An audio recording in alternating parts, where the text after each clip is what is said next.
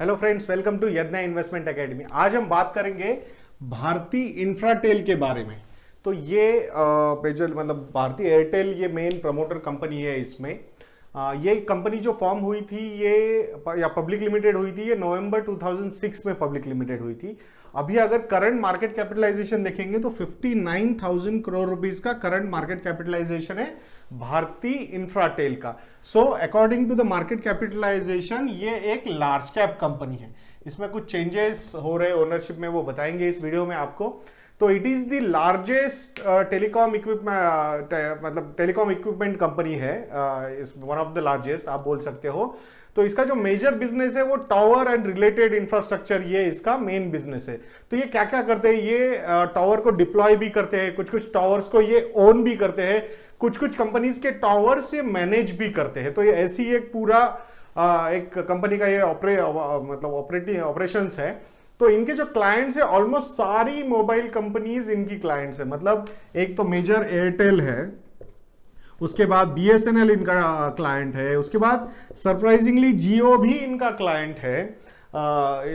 इसमें अगर देखा जाएगा तो देन आइडिया इनका क्लाइंट है, टाटा टेली सर्विसेज इनका क्लाइंट है। तो ऑलमोस्ट सारी बड़ी कंपनीज जो है, Idea and Vodafone we can say that, तो ये सारी बड़ी कंपनीज इनके क्लाइंट्स है। जो प्रमोटर है यानी कि आपका एयरटेल, ये जो है they are holding close to 50.33% stake in this. तो ये हम वीडियो क्यों बनाना चाहते हैं, ये सब्जेक्ट हमने क्यों लिया है आज। तो इन्होंने अपना स्टेक डाउन करने का मतलब इन्होंने प्रपोज किया हुआ है। तो from 15% they are going down to 18% Bharti Airtel. But ये जो स्टेक ये सेल कर रहे हैं ये अपनी ही एक सब्सिडरी है, होली मैनेज जो सब्सिडरी है वो नेटल इंफ्रास्ट्रक्चर, इनको ये स्टेक बेच रहे हैं और वहां से फिर ये कहीं और थर्ड पार्टी में बेच के फंड रेजिंग करने वाले। अभी फंड रेजिंग क्यों कर रहे हैं, तो अगर आप देख रहे होंगे तो भारतीय इंफ्राटेल का स्टॉक थोड़ा सा गिरा है। मतलब ये जो बायबैक होने वाला है या जो भी बोल सकते हो आप, नेटल ये इनको बाय करने वाला है फ्रॉम एक वन प्रमोटर टू अनदर। तो ये करने वाला है 362 रुपीज पे बायबैक करने वाला है और ये स्टॉक अभी 319 रुपीज पे चल रहा है। सो ऑलमोस्ट 8% ऊपर बाय करने वाला है वो इस स्टॉक को। तो यहां से रीजन क्या क्या है, मतलब इसके बाद भी इंफ्राटेल ये स्टॉक क्यों गिर रहा है। एक तो प्रमोटर का स्टेक ड्रास्टिकली डाउन हो रहा है ये बिजनेस में। प्रमोटर डाउन क्यों कर रहा है, बिकॉज जियो का जिस तरीके का कंपटीशन भारतीय एयरटेल के साथ हुआ है, तो जियो जिस तरीके से एग्रेसिवली मतलब नए क्लाइंट्स एक्वायर कर रहा है और इनके एग्जिस्टिंग क्लाइंट बेस कम होता जा रहा है। आप लोगों को पता है कि आइडिया वोडाफोन की हालत खराब है, एयरटेल की हालत भी, मतलब जिस तरीके से डेट बढ़ा है इस कंपनी पे, ये बहुत खराब सिचुएशन में है। दे आर स्टिल ट्राइंग कि कुछ सीज फायर हो जाए और यहाँ से जियो का थोड़ा सा एग्रेसिवनेस कम हो जाए। बट जैसे कि मिस्टर अनिल अंबानी ने बोला था कि हमें जहां तक लग रहा है आगे जाके एक ही कंपनी रहने वाली है पूरे इंडिया में टेलीकॉम के लिए, उसका नाम है जियो। इसके पीछे का रीजन क्योंकि जियो के पास जिस तरीके का बैकिंग है from the parent company Reliance Industries, जो एक कैश काउ है जिसका net profit close to 10,000 crore rupees का है एवरी क्वार्टर। मतलब साल का क्लोज टू 40,000 करोड़ रुपए का प्रॉफिट जनरेट कर रही है जियो, सॉरी रिलायंस इंडस्ट्रीज, और उसका एक पार्ट है जियो। तो आपका पेरेंट बहुत ज्यादा स्ट्रांग है। आपको मतलब फंड रेजिंग के लिए 2.5 लाख करोड़ 2.5 से 3 लाख करोड़ रुपए का टोटल डेट उठाया हुआ है रिलायंस इंडस्ट्रीज ने, और वो काफी कंफर्टेबली वो डेट को मैनेज कर रहे हैं। उसके बाद इतने अच्छे, मतलब ये 10,000 करोड़ जो है वो नेट प्रॉफिट की बात है। तो इतनी स्ट्रांग कंपनी इस सेक्टर में होने के वजह से भारतीय एयरटेल को अपना स्टेक कम करना पड़ रहा है यहाँ पे।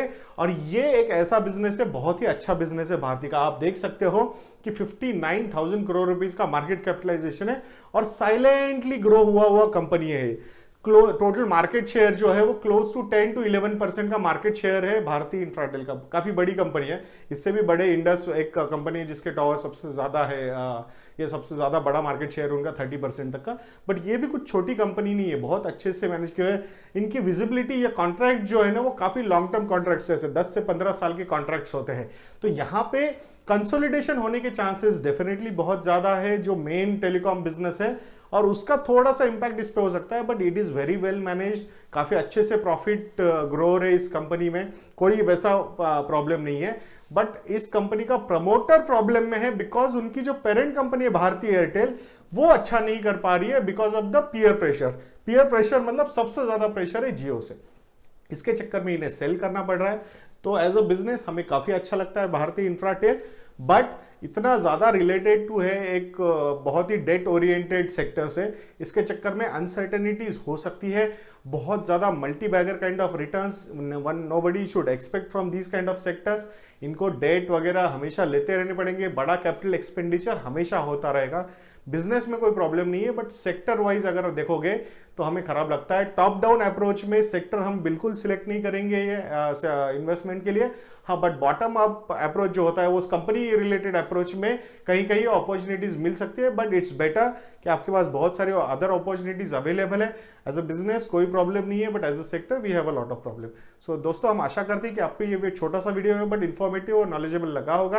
अगर ऐसे ही वीडियोस आप लोगों को डिटेल्ड एनालिसिस वाले वीडियोस देखने हैं तो नीचे हमारा ज्वाइन का बटन है, मेंबरशिप आप ज्वाइन कर सकते हो। अगर आप चाहो तो हमारी वेबसाइट investindia.in पे जाके भी आप हमारे स्टॉक सब्सक्रिप्शंस ले सकते हो। इसके रिलेटेड आपकी कुछ क्वेरीज है तो वहां पे कॉन्टैक्ट डिटेल्स अवेलेबल है, आप हमें कॉल कर सकते हो। बाकी नेक्स्ट वीडियो तक के लिए मुझे आज्ञा दीजिए दोस्तों, और इलेक्शन में जरूर वोट कीजिएगा दोस्तों। जय हिंद।